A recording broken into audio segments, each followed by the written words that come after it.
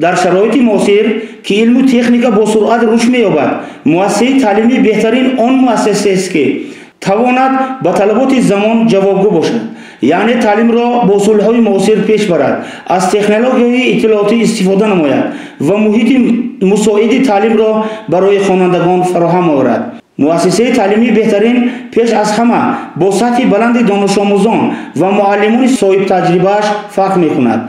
در چنین مؤسسه آموزگاران از اصولهای اینواسیونی تعلیم استفاده برده برای بیدار کردن شوق خوانندگان به فنها کوشش می‌نمایند.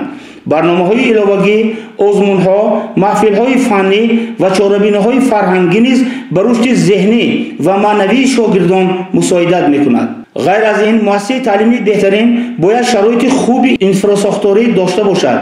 صنفخانه‌های روشن و تازه، آزمایشگاه‌های مجهز، کتابخانه با ذخیره‌های کافی کتاب‌ها و صنفخانه‌های کامپیوتری. همزمان رابطه با والدان و جامعه نیز مهم است، زیرا تنها با همکاری زیچ آموزگاران، خوانندگان و والدان نتیجه‌های بلند تعلیمی به دست می‌آورند. یکی از این مؤسسه‌ها مؤسسه تحصیلات میانی عمومی رقم 60 به حساب می‌رود که در مؤسسه 29 نفر آموزگاران فعالیت می‌نمایند. از این 13 نفرشان زنان میباشند. من سرور مؤسسه تحصیلات میانه رقم 60 ده رکناباد جماعت یهودی وارد شهر پنجگین میباشم. باید متعالی درویشویچ. طول 7 سال است که من در مؤسسه سرور مؤسسه هستم. مؤسسه ما سال 1998 اولا تشکیل یافت با طریق حشر مردم. بعدا سال 2021 مؤسسه چنین که می‌بینید صنفخانه‌های علاوگی با تشبثی حکومتی شهر پنجگین با تشبثی مردم محله ساخته داده شد و با تمام تجهیزاتش. در طول این فعالیت مؤسسه ما خوانندگانی بودند در المپیاد اشتراک کردند، در آزمون‌هایی که در ولایت و در جمهوری شدن اشتراک کردند و جایهای نمایان را نیز گرفتند.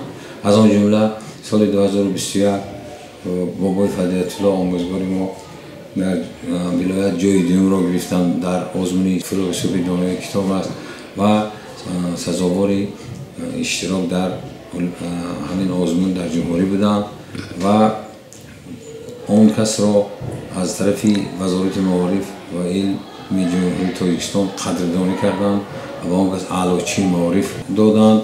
همه این تشبث‌ها، همه این پیشکاری‌های ما البته و حکومت تاجیکستان بستگی دارد. علاوه خصوص پیشوای معظم ملت نسبت معارف خیلی توجه کلان دارند و به معارف پورا نظارت میکنند و ما نیز مهنت اون کس، فعالیت معارف پرورانه اون کس را البته قدر میکنیم و میخواهیم برای مردم جمهوری خدمت کنیم.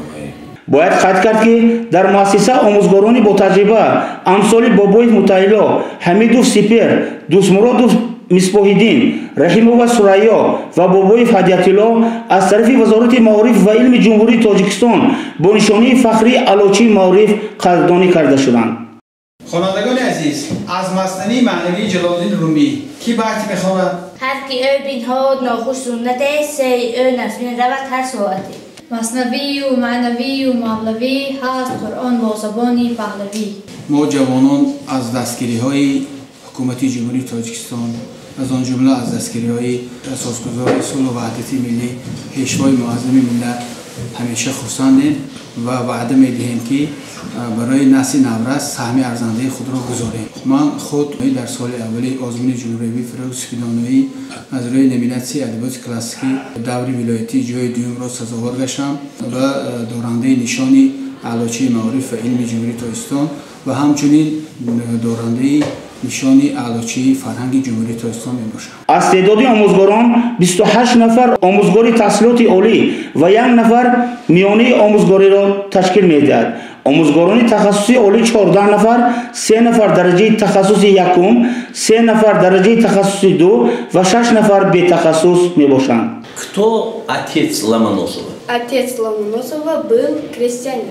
Крестьянин. من آموزگاری سابقه دار میباشم. زیاده از 46 سال در ساحه معارف کار فعالیت کرده شدم، نسل نورس را تربیت کرده شدم و ما از حکومت جمهوریمان از پیشوای ملت به حد می‌نه داریم که نسبت آموزش زبان‌های خارجی دقت جدی می‌دهند و باز ما می‌نداری خود را بیان می‌کنیم که محترم جناب عالی برای معلمان زبان خارجی و ضمن معاش نگرفتگیشان باز 10% معاش را زیاد کردند. ما از این همکاری پدرانه پیشوای ملت به حد می‌نداریم. قید کردن جایز است که در مؤسسه 358 نفر خوانندگان فراگیر تحصیل می باشند که از آنها 189 نفرشان دختران می باشند. یادرس می نماییم که سال تحصیلی 2024-2025 مؤسسه را 26 نفر صنف 9 و 29 نفر صنف 11 ختم نمودند. از 29 نفر ختم کنندگان صنف 11 25 نفرشان حجتهایشان را به مرکز ملی تستی سپردند. از 26 نفر صنف 9 نفرشان به مرکز ملی تستی حجت سپردند که 86 از 2% ختم کنندگان را تشکیل می‌کنند. نقش اتحادیه متدی فنی در بلند برداشتن صفت تعلیم در مؤسسه مذکور خوب به راه مانده شده است.